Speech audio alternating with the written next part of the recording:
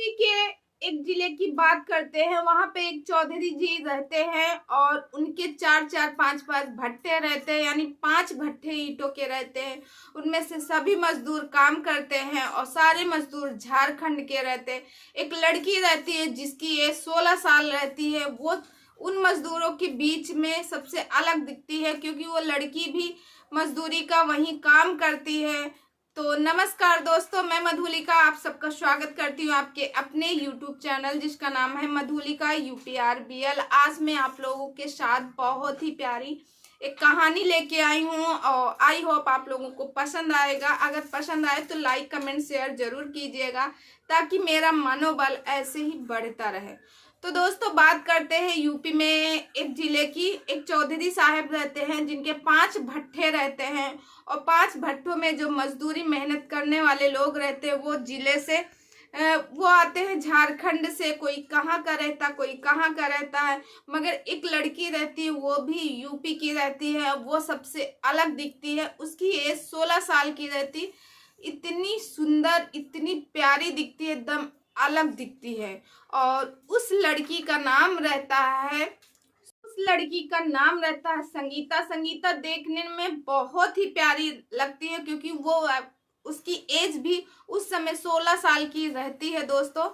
तो वो भी अपने माँ बाप के साथ वहीं पे ईंटा पाड़ती है, ईंटे का काम करते हैं, मिट्टी की गोड़ाई करती है, सारा दिन लगी रहती माँ बाप के साथ में। तो दोस्तों वहीं पे जो सेठ जी रहते हैं, यानी कि जो चौधरी साहब रहते हैं, उनके एक बेटा एक बेटी रहते हैं। एक बेटी जो है उसकी इंजीनियर रहती है और बेटा जो रहता है वो भी बीटेक करके आया हुआ था। और वो भी उसके बाद चौधरी साहब अपने बेटे से कहते हैं इस भट्टे में आज से तुम बैठोगे। तो वहीं पे वो जो उनका बेटा रहता जिसका नाम राहुल रहता, राहुल वहीं पे जाके बैठता है, यानी कारभार वो देखता है। और जो वहाँ के मुंशी रहते हैं, मुंशी से कहते हैं कि जो ईंटेगारों के ठेकेदार यानी मुंशी रहते हैं, उनसे कहते हैं कि मेरे बेटों को सिखाओ कैसे काम क्या क्या है ये सब बताओ। तो वो वहां पे जाके ऑफिस में बैठता है। फिर दोस्तों वो जाके अपने जहाँ पे ईंटें पारे जाते हैं वहां जाता है कि देखिए काम कैसे हो रहा है कैसे नहीं हो रहा, क्योंकि पापा ने तो बहुत बड़ी जिम्मेदारी मुझे सौंपी है। तो वो वहां जाता है, वहां देखता है कि सारे मजदूर काम कर रहे हैं। कोई मिट्टी की गोड़ाई कर रहा है, कोई ईंटे के जो बॉक्स रहता है उसमें मिट्टी भर के ईंटा बना रहा, कोई कुछ कर रहा है। वहीं पे उसकी एक नजर पड़ती है एक लड़की के ऊपर जो कि 16 साल की लड़की रहती है। और वो लड़की और कोई नहीं, वो संगीता रहती है। संगीता के ऊपर जब उसकी नजर जाती है तो संगीता, क्योंकि उस समय वो मिट्टी की गोड़ाई कर रही थी, अपने पैरों से कभी कुचलती है तो कभी हाथ से कुचलती है। और अब जो मिट्टी के जो हाथ रहते कभी बालों को ऐसे सहलाती है तो कभी ऐसे सहलाती है, यही सब कर रही थी। और जो राहुल रहता है वो संगीता को देखे जा रहा, कम से कम 5 मिनट तक वो संगीता को देखता है। संगीता की जब अचानक नजर पड़ती है उस पे तो देख के वो तुरंत हड़बड़ा जाती है और अपना दुपट्टा अपने ऊपर डाल लेती है। तब तक संगीता के माँ बाप आ जाते हैं वहीं पे और राहुल को देख के कहते हैं कि नमस्ते, उनसे करते हैं नमस्कार, क्योंकि वो सेठ का लड़का रहता है, उनके मालिक का। वो जानते हैं कि ये मेरे मालिक का लड़का है। फिर उसके बाद वो चला जाता है। फिर दूसरे दिन आता है तो फिर देखता है राहुल की फिर वो लड़की मेहनत कर रही है, वैसे ही ईंट बना रही है और बना बना के रख रही है, अपने माँ बाप के साथ लगी है और बहुत मेहनत करती है। तो दोस्तों वो दूसरे दिन फिर देखता है और फिर वो देखती है संगीता कि ये मुझे देख रहे हैं राहुल। तो फिर अपने दुपट्टे से अपने आप को ढक लेती है और फिर सिर नीचे करके काम करना शुरू कर देती है। दोस्तों 2-3 दिन तक यही काम चलता रहा। फिर लगभग 1 वीक ऐसे ही बीत जाते हैं। फिर जब 1 वीक के बाद एक दिन राहुल आता है, फिर ऑफिस जाता है। ऑफिस जाने के बाद फिर वहां जाता है तो वहां देखता है ना तो वो लड़की दिख रही है और ना उसके माँ बाप। वो पूरे जहाँ उसका भट्ठों का जहाँ रहता है भट्ठे में पूरी जगह छान मारता है, कहीं नहीं दिखता। जहाँ ये लोग दोपहर में आराम करते वहाँ हर एक जगह देख लेता, ना तो वहाँ उसकी माँ दिखती है और ना उसका पिता दिखता, ना वो लड़की दिखती। वो परेशान हो जाता, उसके शरीर से पसीने पसीने आ जाते, बहुत परेशान होता। वो वापस आके अपनी ऑफिस में, एसी चल ही रही थी, वहां आके बैठ जाता है और ऐसे सिर पे हाथ रखता है और सोचता है कि न जाने वो लड़की कहाँ गई, क्या उन्होंने काम छोड़ दिया, क्या हुआ, मगर वो किसी से पूछने की हिम्मत नहीं रहती। दोस्तों लगभग 1 हफ्ते तक ना तो वो लड़की दिखती है और ना ही उसके माँ बाप, और इधर राहुल परेशान रहता, बेचैन रहता, अंदर से वो सोचता है मुझे ऐसा क्या हुआ, मैं कैसे उसको देखूं, कहाँ से उसको ढूंढ के लाऊं। फिर उसके बाद दोस्तों जैसे ही 1 हफ्ता पूरा हो जाता, फिर एक दिन ऐसे वो रोज नहीं जाता चेक करने के लिए, क्योंकि उससे पता था वो लड़की तो आई नहीं। फिर एक दिन फिर जाता है, वहां चेक करता है अंदर जाके, तो देखता है दोस्तों वो लड़की फिर वही काम करती है। तो दोस्तों जब वहां जाके वो देखता है वो लड़की काम कर रही, तो उसको देख के कहता है, अरे तुम तुम तो अभी यहाँ थी नहीं, तुम लोग कहाँ गए थे, 1 हफ्ते से तो नहीं दिख रहे थे। तो वो लड़की कहती है मैं तो यहीं यहीं काम कर रही थी, क्योंकि उस समय उसने झूठ बोल दिया।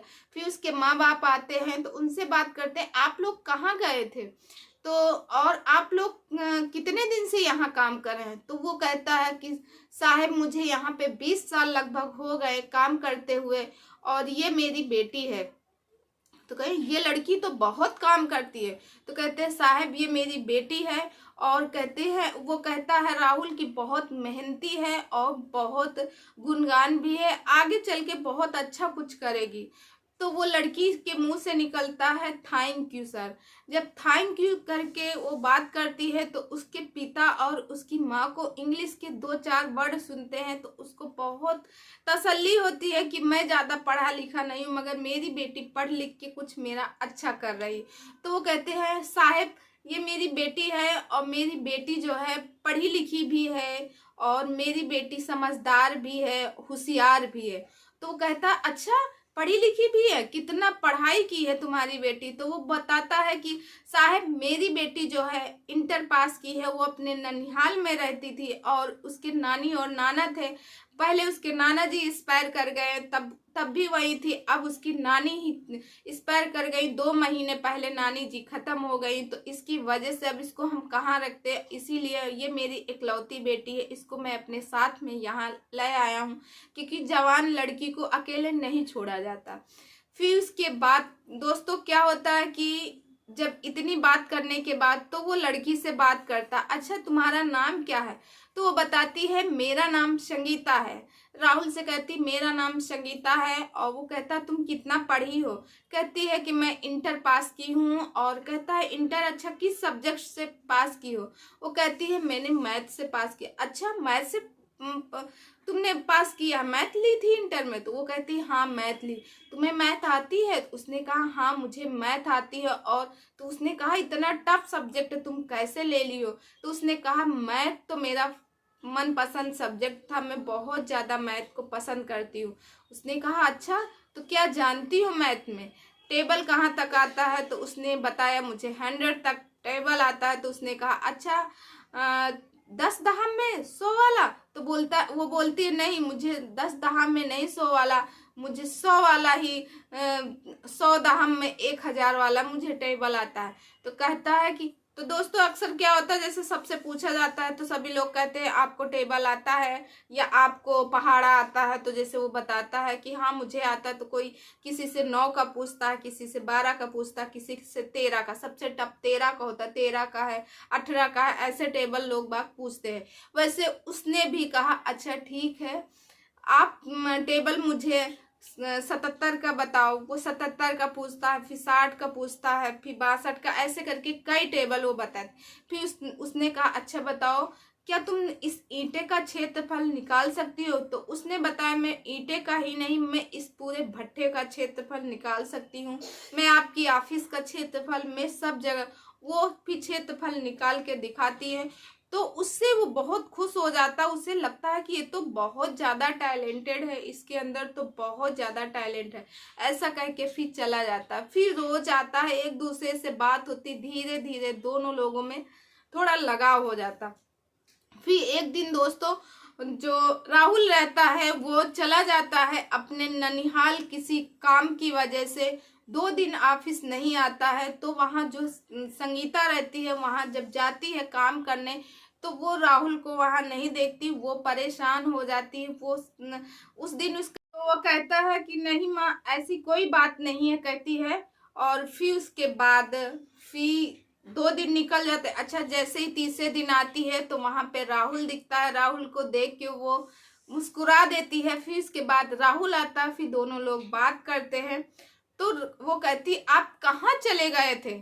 अभी तो आप कह रहे थे अरे कोई तुम्हारा इंतजार कर रहा था। तो राहुल कहता, मेरा इंतजार कौन करेगा, मुझे कौन इतना ज्यादा पसंद करता? तो उसने कहा, कोई लड़की है जो तुम्हें इंतजार कर रही है। तो कहे, अच्छा कौन है वो लड़की? कहे, कोई है लड़की जो तुम्हें, अच्छा। तो उसने कहा, बस करती है मेहनत मजदूरी करती, ईंटों का काम करती। तो राहुल समझ जाता, अच्छा तो तुम मेरा इंतजार कर रही थी। फिर उसके बाद कहता, मैं भी तो किसी लड़की का इंतजार कर रहा था, मैं तो सिर्फ 2 दिन के लिए गया और कोई लड़की है जो 1 हफ्ते गायब थी। तो वो बताती है, अरे हम कहीं गए नहीं थे, आपके दूसरे भट्टे में है, सेठ जी ने मुझे वहां लगा दिया था, मैं मुझे और मेरे माँ बाप को, क्योंकि वहां कुछ लोग कम थे और वहां काम ज्यादा था, तो इसके वजह से हम और हमारे माँ बाप वहां काम करने चले गए थे। फिर उसके बाद दोस्तों, इतना कहने के बाद वो कहता है कि मैं अपने मामा के यहाँ गया था, और मैं क्योंकि मेरे मामा ने एक लड़का बताया था मेरी बहन के लिए, मेरी बहन की शादी करना है। तो वो कहती, अच्छा बहन की शादी करना, और आप बताओ आप शादी कब करना चाहते? तो वो कहता, मेरी तो शादी हो गई, मेरे तो बच्चे हैं। उसको वो एकदम मासूम हो जाती है और उदास हो जाती, कहती, क्या आपकी शादी हो गई? इसे कहती, क्या आपकी शादी हो गई? तो उसे कहता, अरे इसमें कौन सा अचंभव, हाँ मेरी शादी हो गई। तो उसने कहा, आपने कभी बताया नहीं। तो फिर हंसने लगता, अरे मैं मजाक कर रहा था, मेरी अभी शादी नहीं हुई। तो वो कहती है, आप शादी कब करोगे? कहे, हाँ कोई लड़की ढूंढ रहा था, अभी तक कोई लड़की नहीं दिखी है, मगर अब बहुत जल्दी मैं शादी करने वाला हूँ, क्योंकि मुझे लड़की भी मिल गई है। तो कहती, कौन लड़की है? तो वो कहता है, वो लड़की कोई और नहीं, तुम हो लड़की, मैं अपने घर में जाके बात करूंगा। और दोनों एक दूसरे को गले लगाते हैं। तब तक उसके पापा वहां पे, यानी उस लड़की के पिता वहां पे देखते हैं कि ये लोग गले लगा रहे हैं। वो बाहर कुछ खटपट की आवाज करते हैं, ताकि जो सेठ का लड़का है उसकी लड़की को छोड़ दे। तो जब उन्हें खटपट की आवाज आती, तुरंत सेठ का जो लड़का रहता है, यानी जो राहुल रहता है, वो थोड़ा सा अलग हो जाता। फिर राहुल सोचता, चलो अच्छा हुआ ये लोग मुझे देखे नहीं। तब तक उसके जो पिता रहते हैं उसे देख लेते हैं, और देखने के बाद अपनी बेटी को डांटते हैं, बोलते हैं, बेटी जानते हो ये बड़े लोगों के चोचले हैं और हम लोग गरीब हैं, ये हमारी भावनाओं के साथ खेलते हैं बेटी, हम इनके बराबरी नहीं कर सकते, इसीलिए मैंने तुम्हें कभी अकेला नहीं छोड़ा। क्या तुम पढ़ाई लिखाई करके मेरे लिए यही करोगी? मेरी इज्जत का गवारा करोगी, मुझे बदनाम करोगी? और जिस दिन सेठ को पता चलेगा, मालिक को पता चलेगा, उस दिन उसी चिमनी में हमें, तुम्हें और तुम्हारी माँ को डाल देंगे, मरवा देंगे, हम लोगों को जिंदा नहीं रखेंगे। क्या बेटी तुम यही सिला मुझे दोगी? मैंने तुम्हें बहुत प्यार से, बहुत अरमानों से पाला है। तो वो प्रॉमिस करती है अपने पिता से, रोने लगती है, वो कहती है, मेरी कोई गलती नहीं, मैं वादा करती हूँ पिताजी, मैं अब कभी नहीं ऐसा करूंगी। फिर इसके बाद जब दूसरे दिन राहुल आता है, तो संगीता जो है राहुल को नहीं देखती है, सिर पे ऐसे दुपट्टे से ऐसे ढके रहती है, पूरा बांध लेती है, और ऐसे काम अपने ईंटों वाला काम करती रहती है। राहुल बोलता है मगर वो नहीं बोलती है। फिर राहुल वो करता। फिर उसके बाद वो अपने जो उसके पिता रहते हैं, उसके पिता उसकी माँ से बताते हैं, उसकी माँ भी उसको बहुत समझाती। फिर उसकी माँ और संगीता और उसके पिता सब लोग राहुल से कहते हैं कि साहब मुझे जीने दो, मुझे रहने दो, मुझे 20 साल हो गए हैं यहाँ नौकरी करते हुए, यही मेरे, इसी से मेरा जीवन चलता है और इसी से मेरे घर खर्च चलता है, ये मेरे पेट का आधार है, मालिक इसे मत मुझसे दूर करो, नहीं जिस दिन मालिक को पता चलेगा उस दिन मेरी बेटी, मैं और मेरी पत्नी तीनों में से कोई जिंदा नहीं हुए। आपको तो बहुत सारी लड़कियां मिल जाएंगी, मेरी लड़की को छोड़ दो। ऐसा कह के उसके पिता और उसकी माँ सब लोग उससे माफी मांगते हैं कि गलती हो गई, कहो तो हम छोड़ के चले जाए। वो कहता है नहीं तुम भट्ठा मत छोड़ो, ठीक है मैं नहीं बात करूँ। फिर वो अपने घर जाके उदास होके लेट जाता है, काम वाम नहीं करता। 2 दिन 3 दिन ऐसे चलता जाता। सेठ सोचता है पता नहीं मेरे बेटे को क्या हो गया आजकल, ना तो ये किसी से राहुल बात करता है और ना किसी से घुलता मिलता भी नहीं है, और ज्यादा भट्टे में भी नहीं जाता। अपनी पत्नी से पूछता तो उसकी माँ कहती मुझे तो कुछ नहीं पता, मुझे तो नहीं बताया इसने, शायद मैं सोच रही थी कि इसकी तबीयत खराब हो। तो से पूछता है कि बेटा क्या तुम्हारी तबीयत खराब है या किसी ने कुछ कहा है, सो मुझे बताओ मैं उसका हल निकालूंगा। तो कहता नहीं पिताजी, किसी ने मुझे कुछ नहीं कहा है, बस मैं ऐसे ही हूँ। फिर दूसरे दिन वो हिम्मत करके जब खाना खा रहे होते उसके पिता और वो, तो अपने पिता से कहता है पिताजी मैं शादी करना चाहता हूँ। तो जो रहते हैं चौधरी साहब वो थोड़ा सा मुस्कुराते हैं और हंस के कहते हैं अरे बेटा मैं तो कब से तुमसे बोल रहा था शादी कर लो शादी कर लो, क्या तुमने लड़की देख ली है? तो उसने कहता है हाँ पिताजी मैंने लड़की देख ली और लड़की बहुत अच्छी। तो पिताजी कहते हैं लड़की कौन है? तो कहते हैं पिताजी लड़की थोड़ा गरीब है। तो वो कहता है ठीक है गरीब है चलेगा, तुम्हें पसंद है तो और मुझे क्या चाहिए, बच्चों की खुशी के लिए ही हम खुश हैं और हमारे पास तो भगवान ने बहुत कुछ दिया है। फिर उसके बाद कहता पिता जी लड़की ज्यादा पढ़ी लिखी नहीं। तो वो तुरंत उठ के कहता क्या लड़की पढ़ी लिखी नहीं, अनपढ़ से शादी करोगे? तब तक उसकी माँ भी आ जाती, तुम्हारा दिमाग खराब, तुम अनपढ़ से शादी करोगे, आखिर वो लड़की है कौन? तब वो कहता है पिताजी वो लड़की और कोई नहीं अपने भट्ठे में काम करती। क्या भट्ठे में काम करती, कौन है? तो बताता है दयाराम की लड़की। अच्छा वो दयाराम की लड़की, उसके साथ तुम शादी करोगे? तो वैसे ही उसके दिमाग खराब हो जाता है और वो खाना छोड़ देता है और कहता है अपनी पत्नी से कहता है इसको समझाओ इसका दिमाग खराब हो गया, अब मजदूरों की लड़की इसको मिली। तब तक उसकी माँ कहती है मुझे पता था कि छोटी जाति वाले ऐसे ही होते हैं, बड़े लोगों को फंसाते हैं पैसों की लालच में और फिर पैसा लेते हैं उनसे, ऐसा कहते। तो वो समझाता नहीं माँ वैसी लड़की नहीं है। फिर उसके बाद वो काफी जिद करता है, 2-3 दिन तक ये चलता रहता। फिर उसके बाप जो रहते हैं वो कॉल करते हैं मुंशी के पास, कहते हैं मुंशी जी, मुंशी के पास फोन करते हैं और कहते हैं दयाराम और दयाराम की पत्नी को और दयाराम की बेटी को जल्दी से लेके आओ मेरे पास, कैसे भी किसी भी हालत में हो। जब उनको वो जाता है और उनको कहता है जहाँ पे वो लोग रहती हैं, तो उनसे कहता कि चलो तुम्हें सेठ ने बुलाया है। तो कहते मालिक ने मुझे बुलाया है। तुरंत वो रोने लगता है, दयाराम पैर पकड़ लेता है मुंशी का और कहता कि साहब मुझे बचा लो, मेरी कोई गलती नहीं, मेरी बेटी की कोई गलती नहीं, नहीं तो मालिक मुझे मार देंगे। तो बोलते आखिर ऐसा हुआ क्या है? तब वो बताता है कि मालिक जो है मेरी संगीता को पसंद करता है, संगीता के साथ ऐसा, और अब मुझे मालिक मरवा दे। अरे कहे तुमसे ज्यादा तो हम लोग मारे जाएंगे। और वो कहता मुझे जाने दो, मुझे छोड़ दो, मैं हम लोग यहाँ से भाग जाएंगे। कहे नहीं तुम मेरे साथ चलो, तुमसे ज्यादा तो हम लोग, क्योंकि हमारी देख रेख में राहुल को रखा गया था, हमारे आँख के सामने तुम लोग ऐसा कर रहे थे, मगर मुझे थोड़ी सी खबर नहीं मिली, थोड़ी सी भनक भी नहीं लगने दी। फिर उसके बाद वो जाते हैं और जाके वहां पे विनती करते हैं, वहां बात करते हैं।